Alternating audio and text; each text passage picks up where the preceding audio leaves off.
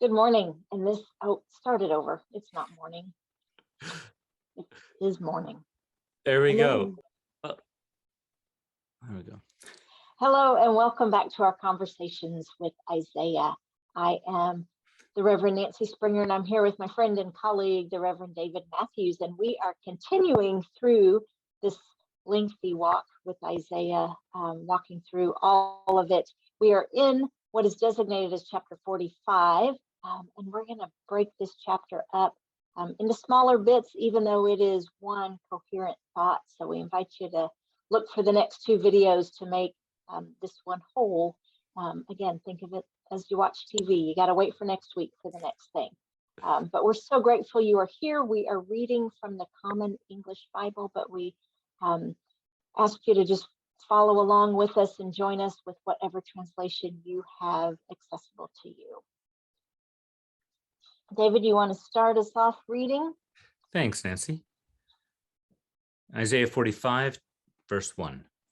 The Lord says to his anointed, to Cyrus, whom I have grasped by the strong hand, to conquer nations before him, disarming kings and opening doors before him, so no gates will be shut.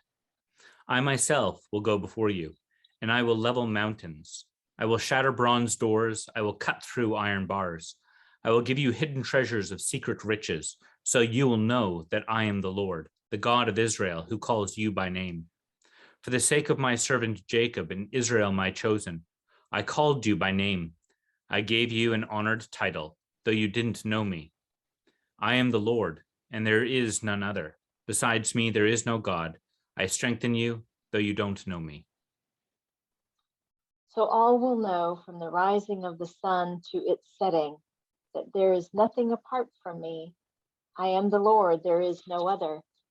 I form light and create darkness, make prosperity and create doom. I am the Lord who does all these things. Pour down, you heavens above, and let the clouds flow with righteousness. Let the earth open for salvation to bear fruit. Let righteousness sprout as well.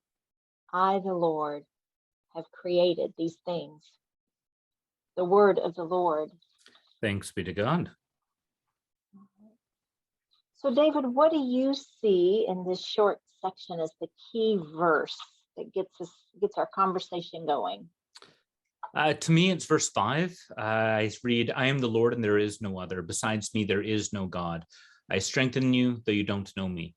And I think this verse is key, not just for our reading right now, but actually for this entire chapter. It emphasizes what the point is that's being made. And right away, it says, I am the Lord, there is no other. Besides me, there is no God. And this is still the conversation or the talk in reference to Cyrus. Now, historically, we know Cyrus is the king of Persia, although here it doesn't actually emphasize, again, that Cyrus is the king of Persia. It doesn't actually emphasize who Cyrus is. I don't know about you, Nancy, but when I was growing up, I was in a classroom and there were a few people named David. I was not the only David. So there are a few, thoughts as to who Cyrus is. This is, we historically looking back in scripture think this is referencing the king of Persia. But again, this might not. It might have referenced somebody else, but the king of Persia, we recognize, also did a number of really great things for the people of Israel. So we tend to lean towards that interpretation. So I am the Lord, there is no other. Besides me, there's no God. Again, no one else. I strengthen you, though you don't know me.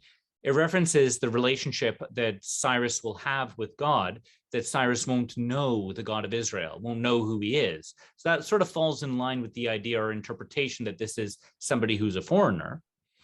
But equally, God will show them his favor, will hold them up. And the amazing thing is, God's action, it shows in this verse, is independent of our action, independent of our beliefs or thoughts. And I'm always hesitant to have one verse sort of shade our entire view of the Bible, but I do think that this verse falls in line with the rest of my view of the Bible already, which is that God does act, and his action is often independent of my beliefs or thoughts. He's actually the initiator of things, not just the responder. So here, though you don't know me, God will strengthen him. And that's, I think, a very profound verse. Yeah, I agree. And everything, the verses up to that lead to that main point, right? So we have this anointed person, right? The same wordings, the same words that will be used to describe the Messiah that is promised and to come, the anointed one. And God has taken him by the hand, right, and led him in, shattering doors and cutting down the bars that try to block God's way. There is nothing that can stop God from doing what it is God intends to do. Most of the time, God chooses to work through humans. That's part of God's human project. And we see that through scripture. But when the humans God tasks with certain things don't get it done, that doesn't stop God from getting it done. Right? Our failings do not cause God to fail. Absolutely. All of this. What is it? C.S. Lewis said something far more cleverly than how I'm going to put it, but right, God's glory is not diminished simply because you do not believe in him. Absolutely. And Nancy, we see just in verses 7 and 8, I don't know what would I can't remember the actual technical term for it, but the verse is sort of contrasting from opposite views. Verse 7, I form light and create darkness, make prosperity, create doom.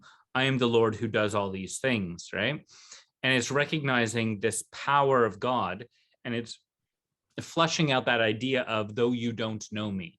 So he's saying this is almost this point is almost picked up again by Paul in the beginning of the book of Romans, that says God's divine power and eternal nature have been clearly understood from what has been made, so that men are without excuse. And Paul there is referencing the idea that all people are responsible to the call and to the law of God, even though they don't know it, because God has always been able to be seen, at least by his creation, his raw elemental power. And so here, this verse is in that same vein, that same idea. Is God saying, I'm the one who did all these things that you do know. And then the next verse, pour down, you heavens above, let the clouds flow with righteousness, let the earth open for salvation to bear fruit, let righteousness sprout as well. I, the Lord, have created these things. So now he's sort of doing the flip side of that. So he's not just talking about the creation he's done, but the creation he's going to do. And so he's saying to Cyrus, this is what I have already done, and these are the things now I'm going to cause happen. And so that you know who I am, and that I'm the one, that these things are good because they come from my hand. And so that's something that's very, I think, telling of God here, trying to help this character Cyrus understand his identity, what he's all about, and what he's done in the past. So that again is this statement of, I strengthen you though you don't know me. He's trying to help him to know him. Right. Yeah. This is that unknown God, right? Yeah. And again, pointing back towards Paul in later chapters in the Temple of Athens, when you've got all these statues to different gods, there's the statue to the unknown God. And Paul points at it and says, you guys are obviously very religious people. Let me tell you about who this God is here. And that's kind of what's happening here, is Cyrus obviously knows of other gods, other forces, but now God is saying there is nobody who sits higher than I do, nobody who's more powerful than I am. I'm going to tell you about me. So he's really doing what Paul does later. Right. Yeah. And the name is so powerful, right? Throughout the Old Testament, right? God gives people new names, right? Abram becomes Abraham, Sarai becomes Sarah, Jacob becomes Israel, right? And so when God says, I call you by name, to this person, right? He is saying, you are now my person, my chosen. You belong with me. And so, right, but that is, that, as you said, that is irrelevant, irrespective of whether that person knew God before this moment. God has said, I will use this Cyrus to do what needs doing. And it's not by accident, of course, that No. both kings and popes often change their name when they become their new title. And it's because they're really walking out this same idea of the revelation or the empowerment, the transformative act of God in this person in this moment, so that they have ceased to be the old and are now the new. And it's the same thing as God saying, I see you and I know your name. God saying, I know who you were created to be, who that king name or that pope name is supposed to be. I know that. And so God's not just hiding that and holding on to that, but is also, if you will, it's almost like a promise to the person as well, that I am going to bring that to pass. I'm going to bring that out of you, bring you into that person, because the name is the beautiful identity. Like Jesus calls Peter the rock, but we know that Peter is a very bad rock. Like Peter is let's be honest, like, and I'm not trying to harp on Peter, and then that's the point, is right. Peter himself, I'm sure later on in his life, would look back at his earlier part and go, oh my goodness, just like we probably do of our younger selves. And so Peter, by the end of his life, though, lived into that name, right? There he is, going to death himself, and he is the rock in his faith. He's not forsaking it. He's holding on to it and proclaiming it. So God knowing our name isn't just like a statement of God saying, I have power over you. It's the promise of God saying, I know the hope for you as well, and I'll bring you to that place. Right. And you are worthy and valuable to me. Right? Yep. How does the saying go? Right? Long before God created me, he factored my stupidity into his plan. And there's great hope in those words, right? There is great hope in those words. Yes. And I'm hoping he didn't just... Nothing we can do to thwart God's plan. Yes. We cannot mess up that badly. Yes. And don't get me wrong, I do believe in the idea that we can, if you will, make a right mess of it along the way. But we can't make a mess so much as God cannot redeem. But I do believe that we do need to also have responsibility for our messes, for our mistakes, and recognize the damage that they actually do cause. Adam and Eve, by their mistake, brought death into the world through their sin. I understand through my sin, I have done no less. I have brought death into the world, and other people as well as myself have paid the consequences for those mistakes. And the ultimate person, the person who paid the ultimate price for that mistake, of course, is Jesus. So it's a very heavy thought, but it's also very, very redeeming thought as well, Nancy. Yes, my stupidity, although it does cost God and it does cost people, it doesn't ultimately separate me from him if I am willing to fall down on my knees. Right, because God is the God of redemption, and God will make, right, all things come together for good. We are seeking God and doing our best, and that's right. That's what he's trying to set Cyrus up for, right? Is to say, hey, I'm going to work with you to do amazing things in this world, and you are mine, and I love you, and you are worthy. And so that's the same message we all get, right? And whether we receive that gift or not, doesn't diminish the power of the gift. Absolutely. Nancy, what do you make of when we come to verse 7, where it says, I form light and create darkness, make prosperity and create doom? what do we make of this idea that God creates darkness and creates doom? Well, if you actually go back to the original creation story, right, it says nothing about God creating dark. Dark is a byproduct of light. It was from the out of the darkness that God formed the light, and the darkness does not overcome the light. And I think part of that is the humanness that is exposed in our written scriptures, right? We need to credit somebody with the bad things in this world, and darkness is and doom, right? We don't understand them, and so I think in our limited humanness, we want to say God is responsible for that. And yet, as you said, right, it was Adam and Eve's failing that brought death into the world. It was our brokenness that did it, not God. And it's interesting because it says, I form light, right? And maybe this is probably a moment where it would do us well to search other versions and to look back into the original Hebrew writings.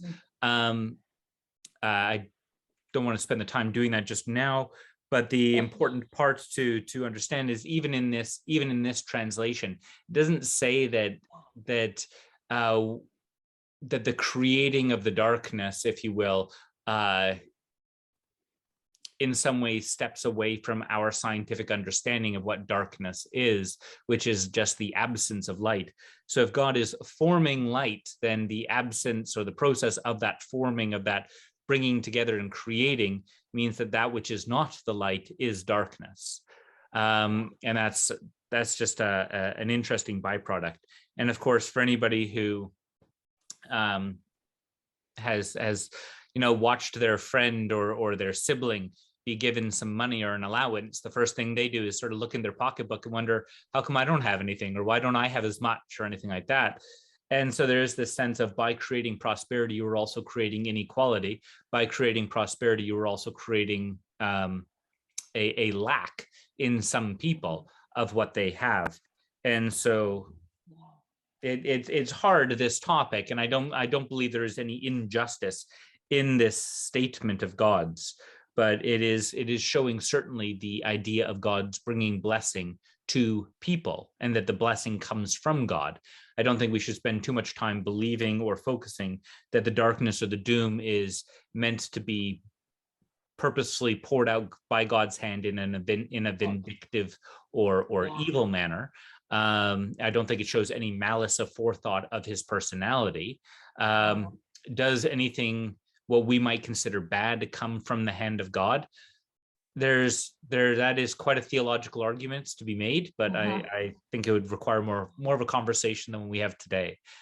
Right. But I think you said it well, right? So when, right, God chooses a people group to bless, with the caveat, and he says this over and over in his covenants and blessings, you are blessed so that you can bless others, right? But the people we are then supposed to go bless with what we've been given don't see that. And so it does appear unequal from their side of it, right? And then in our humanness, we tend to hoard rather than share. And so we forget that we're supposed to go share our blessing with those folks that may be jealous of our blessing. Yeah. And it's hard because a number of people in our own churches, of course, the Bible talks about tithing and givings, offerings. And so I have a hard enough time getting my congregation or getting our people to realize that this idea of tithing is a command in the Bible by God. It's a responsibility they have. So much so that the book of Malachi says that those who don't tithe are thieves, and that they are stealing from the temple. They're stealing from the courtroom of God. And so it's a hard idea. But the reality is that our tithing and our gifts aren't supposed to stop at just 10%. But they're actually supposed to continue on through the process of then offerings on top of that. And there are people who have been throughout history that have tithed. A lot of people, we a number of very faithful Christians today do tithe properly. And then there are a few, but not as many, who then go well above and beyond that and don't stop at 10%, don't stop at 20, don't even stop at 30, but they give and they give and they give well beyond just the 10% of what they are receiving. And so in that sense, they have been blessed to be a blessing. And that is what I think this is trying to call out and show, that this is the purpose of why God gives, is to create people like that. Yeah, I agree. So Nancy, is there anything else that you would want to highlight before we move on into the next section with another edition? I think that's all I have, right? As we step out of this conversation into the next one, with the idea of who God is as our creator, right? And keeping that in mind. Mm-hmm. Mm-hmm. All right. So the last thing I would just like to say is to emphasize this point, because it'll be important for our next edition, is that it says, I am the Lord, there is no other besides me, there is no God. I strengthen you. And that's the act of God to create, to empower, to encourage, to build up. And that's important for the next analogy that is going to be talked about, as well as how God continues on this conversation. So thanks for joining us this week. We're very glad to be able to continue to walk through the book of Isaiah with you and to talk about all those things that God is encouraging us to see along the way. And hopefully God's spoken to you through this as well. So God bless you and have a great day. Bye.